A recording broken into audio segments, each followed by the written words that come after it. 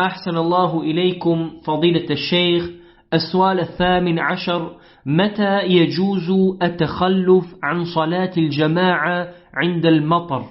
التخلف عن صلاة الجماعة إذا حصل المطر ووقع المطر يجوز له أن يتخلف عن الصلاة للحديث الذي ذكرناه آنفا عندما قال ابن عباس من غير خوف ولا مطر، فقد تقرر عندهم أن نزول المطر يكون سببا للجمع بين الصلاتين، ولهذا بعضهم يشترط أن يكون هذا المطر شديدا، وبعضهم يقول لا بد أن يكون هذا المطر يجعل الناس يغطون رؤوسهم لشدته، وبعضهم يقول إذا انتهى المطر ورأيت أن سقف البيت قد بدأ يقطر، فإذا قطر السقف هذا هو الذي نجمع فيه الصلاة.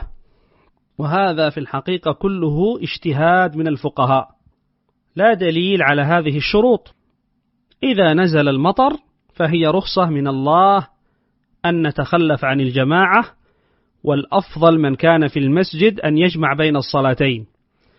أما الذي في بيته فالأفضل ألا يجمع لكنه يتخلف عن الجماعة، وإن أراد أن يجمع فله ذلك في الحقيقة، لأن النصوص عامة ولم تشترط الجماعة، فيقال نزول المطر يبيح التخلف عن صلاة الجماعة، وكذلك أيضا يبيح أن نجمع بين الصلاتين. نعم.